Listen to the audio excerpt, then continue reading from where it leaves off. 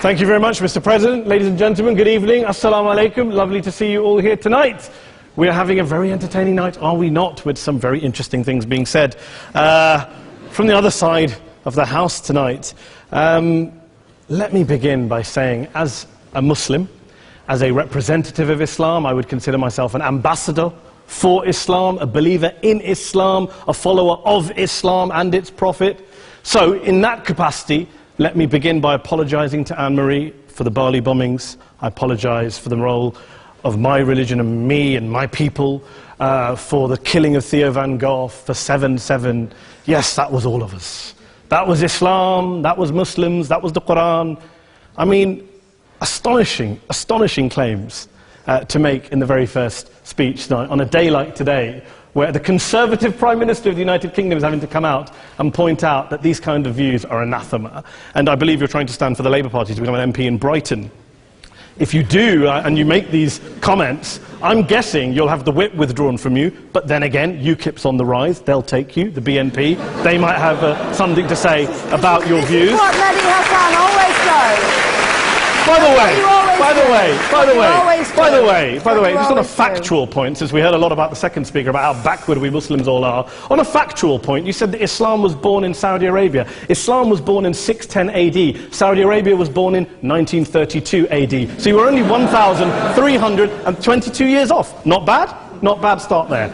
Talking of maths, by the way, a man named Al-Khawarizmi was one of the greatest mathematicians of all time, a Muslim, worked in the golden age of Islam. He's the guy who came up with not just algebra, but algorithms. Without algorithms, you wouldn't have laptops. Without laptops, Daniel Johnson tonight wouldn't have been able to print out his speech in which he came to berate us Muslims for holding back the advance and intellectual achievements of the West, which all happened without any contribution from anyone else other than the Judeo-Christian people of Europe. In fact, Daniel David Levering, the author of the Pulitzer Prize-winning historian and author of The Golden Crucible, points out that there would be no Renaissance, there would be no Reformation in Europe without the role played by Ibn Sina and Ibn Rushd and some of the great Muslim theologians, philosophers, scientists in bringing Greek texts to Europe. As for this being our university, I will leave that to the imagination as to who is our and who is there. I studied here too. An astonishing set of speeches so far making this case tonight. A mixture of just cherry-picked quotes, facts and figures, self-serving, selective, a farrago of distortions, misrepresentations, misinterpretations, misquotations. Daniel talked about my article in the New Statesman, which got me a lot of flack, where I talked about the anti-Semitism that is prevalent in some parts of the Muslim community, which indeed it is. Of course, I didn't say in that piece that it was caused by the religion of Islam. In fact, modern anti-Semitism in the Middle East was imported from, finish the sentence, Christian, Judeo-Christian Europe, where I believe some certainly bad things happened to the Jewish people. In fact, Tom Friedman, Jewish-American columnist in the New York Times, told me in this very chamber last week that he believed, had Muslims been running Europe in the 1940s, 6 million extra Jews would still be alive today. So I'm not going to take lessons in anti-Semitism from someone who's here to defend the Judeo-Christian values of a continent that murdered 6 million Jews. Moving swiftly on. Yes. Absolutely. Well, I'm about to make that point. No, I'm about to make that point. You're right. I agree with you. I agree with you 110%. That is my point. I don't think Europe is evil or bad. I'm a very proud European. I don't want to judge Europe on that basis, but if we're going to play this gutter game where we pull out the Bali bombing and we pull out examples of anti-Semitism in the Islamic community, then of course I'm going to come back and say, well, hold on. I mean, look, let's be very clear. Daniel here was a last-minute replacement for Douglas Murray, who had to pull out. And Douglas and I have a well-documented differences, but to be fair to Douglas, as to be fair to Anne-Marie and to Peter, atheists. Atheists see all religions as evil, violent, threatening. What the problem I have with Daniel's speech is that Daniel comes here to mount this robust defense of Christianity, forgetting that his fellow Christians, people who said they were acting in the name of Jesus, gave us the Crusades, the Spanish Inquisition, the anti-Jewish pogroms, European colonialism in Africa and Asia, the Lord's Resistance Army in Uganda, not to mention countless arson and bomb attacks on abortion clinics in the United States of America to this very day. I would like a little bit of humility from Daniel first before he begins lecturing other communities and other faiths on violence, terror and intolerance. But, no thank you. Some water. But I would say this, to address the gentleman's very valid point here, I'm not going to play that game. I don't actually believe that Christianity is a religion of violence and hate because of what the LRA does in Uganda or what Crusaders did to Jews and Muslims in Jerusalem when they took back the city in the 12th or 13th or whatever century it was. I believe that Christianity, like Islam, like pretty much every mainstream religion, is based on love and compassion and faith. I do follow a religion in which 113 out of the 114 chapters of the Quran begins by introducing the God of Islam as a God of mercy and compassion. I would not have it any other way. I don't follow a religion which introduces my God to me as a God of war, as some kind of Greek God of wrath, as a God of hate and injustice. Not at all. As Adam pointed out, you go through the Quran and you see the mercy and the love and the justice. And yes, you have verses that refer to warfare and violence. Of course it does. This is not a motion about pacifism. I'm not here to argue that Islam is a pacifistic faith. It is not. Islam allows military action, violence in certain limited contexts. And yes, a minority of Muslims do take it out of that context. But is it religious? Well, we talked about Woolwich. Daniel and Anne-Marie have suggested that it's definitely religion that's behind all of this. Well, actually, what I find so amusing tonight is we're having a debate about Islam. And the opposition tonight have come forward. We have a graduate in law, a graduate in modern history, a graduate in chemistry. And, you know, I admire all of their intellects and their abilities, but we don't have anyone who's actually an expert on Islam, a scholar of Islam, a historian of Islam, a speaker of Arabic, even a terrorism expert or a security expert or a pollster, let alone to talk about what Muslims believe or think. Instead, we have people coming here, putting forward these views, putting forward these sweeping opinions. Listen to Professor Robert Pape of the University of Chicago, one of America's leading terrorism experts, who, unlike our esteemed opposition tonight, studied every single case of suicide terrorism between 1980 and 2005, 315 cases in total. And he concluded, and I quote, "There is little connection between suicide terrorism and Islamic fundamentalism or any of the world's religions. Rather, what nearly all suicide terrorist attacks have in common is a specific secular and strategic goal to compel modern democracies to withdraw military forces from territory that the terrorists consider to be their homeland." And the irony is, when we talk about terrorism, the irony is that the opposition and the Muslim terrorists, the Al-Qaeda types, actually have one thing in common. Because they both believe that Islam is a warlike, violent religion. They both agree on that. They have everything in common. Osama bin Laden would be nodding along to everything he's heard tonight from the opposition side. He agrees with them. The problem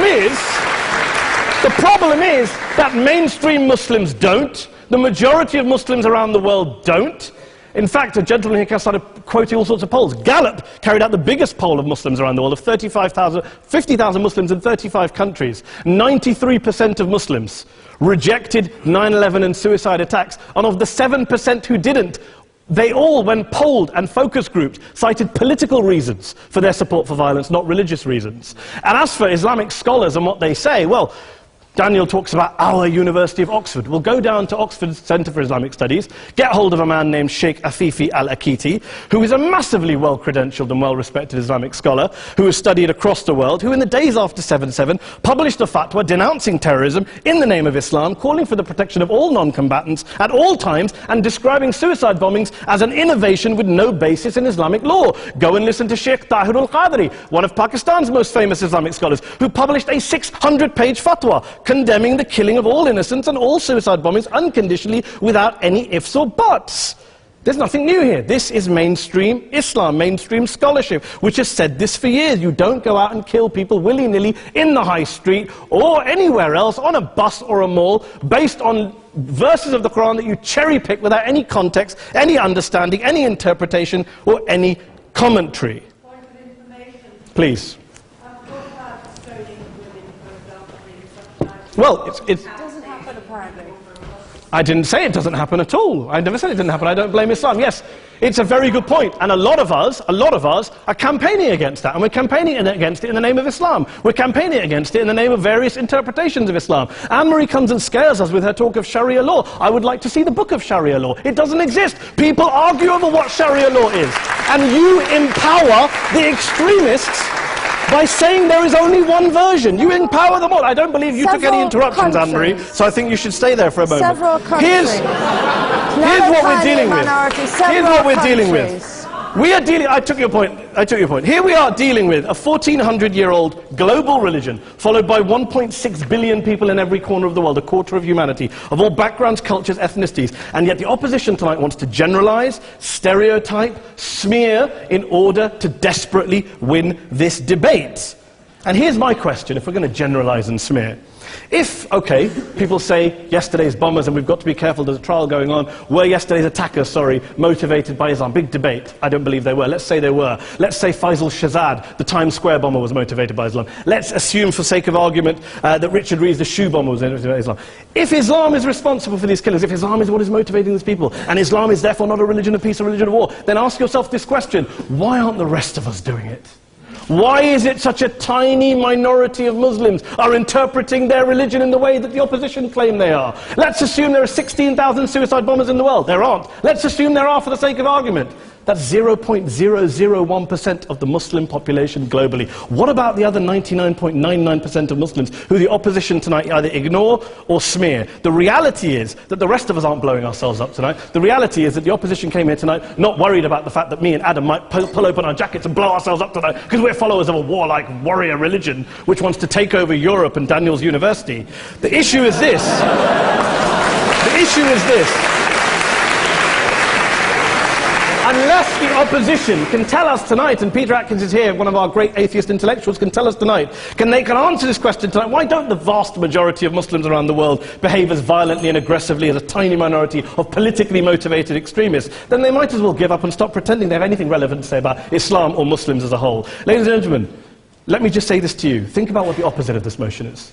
If you vote no tonight, think about what you're saying the opposite of this motion is. That Islam isn't a religion of peace, it's a religion of war, of violence, of terror, of aggression. That the people who follow Islam, me, my wife, my retired parents, my 6-year-old child, that 1.8 million of your fellow British residents and citizens, that 1.6 billion people across the world, your fellow human beings, are all followers, promoters, believers in a religion of violence. Do you really think that? Do you really believe that to be the case? They say that in the Oxford Union, the most famous debate was in 1933, when Adolf Hitler looked out for the result of the King and Country motion, where they voted against fighting for king and country, and Hitler was listening out for the result. Well, tonight, 80 years on, there are two groups of people around the world who I would argue are waiting for the result of tonight's vote. There are the millions of peaceful, non-violent, law-abiding Muslims both in the UK, Europe, Asia, Africa and beyond, who see Islam as the source of their identity, as a source of spiritual fulfillment, of hope, of solace.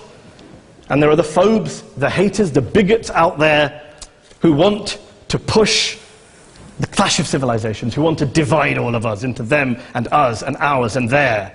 Ladies and gentlemen, I urge you all not to fuel the arguments of the phobes and bigots. Don't legitimize their divisions. Don't legitimize their hate. Trust those Muslims who you know, who you've met, who you hear, who don't believe in violence, who do want you to hear the peaceful message of the Quran as they believe it to be taught to the majority of Muslims, the Islam of peace and compassion and mercy, the Islam of the Quran, not of Al-Qaeda. Ladies and gentlemen, I beg to propose this motion to the House. I urge you to vote yes tonight. Thank you very much for your time.